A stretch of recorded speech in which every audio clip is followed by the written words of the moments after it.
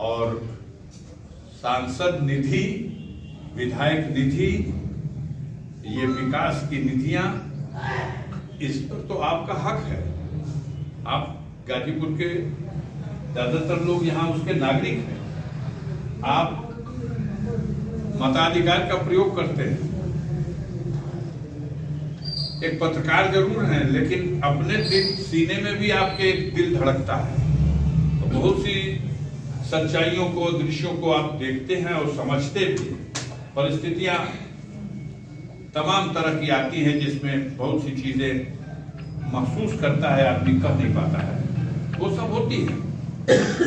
लेकिन अब निधि को मैं तो अब रिटायरमेंट का समय आ गया, 72 साल उम्र हो गई, 40 साल से अधिक समय हो गया सक्रिय राजनीति में। तो मैं ये महसूस किया हूं कि इस तरह की निधियां और किसी पद और प्रतिष्ठा वाले स्थान पर बैठने के बाद जनप्रतिनिधि का व्यवहार वही होना चाहिए कि ये मेरी निजी संपत्ति नहीं है कि जो मैं दान कर रहा हूँ, उसके अंदर ये होना चाहिए ये कोई ही की है और जरूरत की चीज के लिए, तो वो तो इसी तरह से होना चाहिए कि उसको ये एहसास ना हो कि हमको दौड़ना पड़ा, हमको मांगना पड़ा, हमको कहना पड़ा और बार बार याद दिलाना पड़ा। अगर ये सब कुछ होके हुआ तो फिर कुछ नहीं हुआ।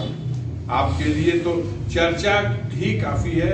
मेरे पास तो बड़े सीमित संसाधन थे और मैं बड़ा बदकिस्मत इंसान हूँ, अपने उस सीमित संसाधन को भी पूरी तरह इस्तेमाल नहीं कर सका। मैं अपनी शिकायत अपने से कर रहा हूँ कि बस 2019 में जनता ने 17वीं लोकसभा के लिए हमें चुना और विडंबना यह है कि 19-20 वित्तीय वर्ष 19-20 और वित्तीय वर्ष 20-21 और वित्तीय वर्ष 21-22 और वित्तीय वर्ष 22-23 एक साल की भी ऑडिट रिपोर्ट सांसद विकास निधि की आज तक हमारे केंद्र को जहां से की निधियां इशू की जाती हैं भेजी ही नहीं गई। ये हिंदुस्तान का अद्भुत जनपद है। अब स्थिति यह है कि 7.5 करोड़ रुपया गाजीपुर की जनता के विकास के लिए वहां से फोन कर रहे हैं कि ले लो, और हम यहां उसे रिसीव नहीं कर सकते क्योंकि एक ही शर्त है कि जो निधि के लिए प्रस्ताव आए उसके संबंध में लेखा जोखा रिपोर्ट हमें भेज दो कि वो खर्च हो गए या उनके लिए कोई प्रस्ताव आया था उस पर खर्च किया गया। सिर्फ यहाँ बजट 3 करोड़ से नीचे हो जाए तो 7.5 करोड़ रुपया कल आ जाएगा, लेकिन 4 ही वित्तीय वर्ष गुजरा है, पता चल रहा एक वित्तीय वर्ष का नई रिपोर्ट भेजी गई वहां।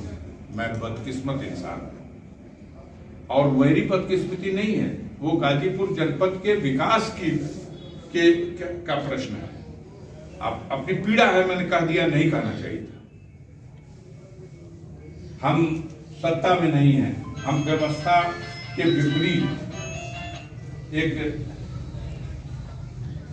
जनप्रतिनिधि की हैसियत से ये जरूर चाहते हैं, कुछ अनुभव है, कुछ जानकारियां हैं, लंबे समय तक पद पे रह करके कुछ किया है, तो कैसे काम कराया जाए। पूर्वांचल के किसी जनपद से, बनारस को छोड़ दीजिए, गाजीपुर में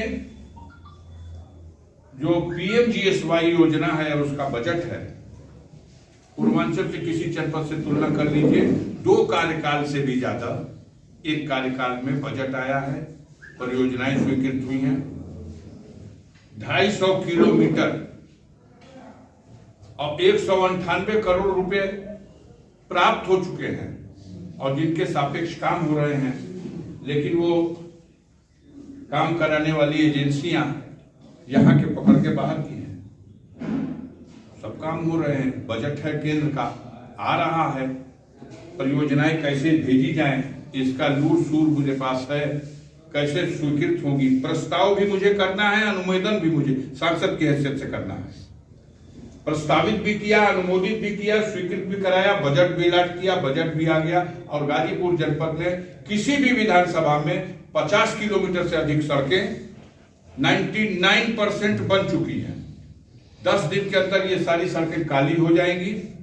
माने पिच का बनने का काम मौसम खराब की वजह से नहीं हो सका था। अब जो धूप हुई है, कार्यदायी संस्थाओं का कहना है कि सप्ताह भर में हम कंप्लीट कर देंगे फीता काटने की जगह।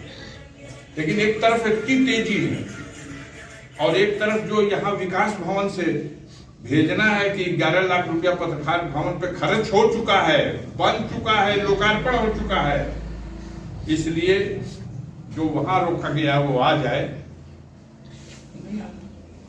और जो सारी परिस्थितियां पैदा हुई, डिस्क्वालीफाई किया गया, फिर क्या है वो एक लंबी कहानी, उसमें नहीं जान सकता। आज की डेट में गाजीपुर के जनप्रतिनिधि सांसद के पद पर मैं पदस्थापित हूं और इसकी अधिसूचना लोकसभा से जारी हो चुकी है। लेकिन उसके बाद भी निधि तो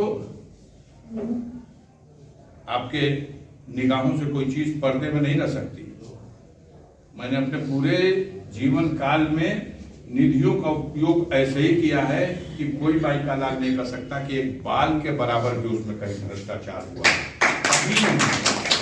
जिसको आवश्यक चीज है उसके ऊपर बजट दिया है, छोटा सा बजट है, 7.5 करोड़ रुपया भी खाली यहां से रिपोर्ट जानी है कि प्रस्ताव आ गए हैं, खर्च हो गए, प्रस्ताव दिए जा चुके हैं, चेक काटे नहीं जा रहे हैं,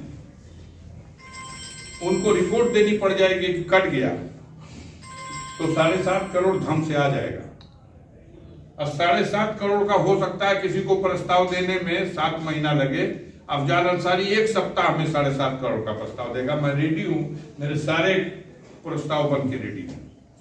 किस क्षेत्र में क्या चाहिए और क्या आवश्यक है जनता के हित में, मैं उसके लिए रेडी हूं। ये नहीं हो पा रहा।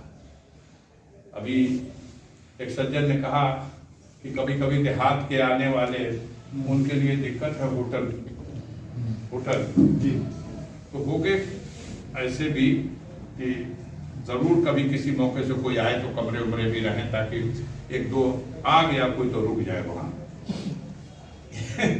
अब तो चला चली की बेला है, बकवास करने का मैं आदी नहीं।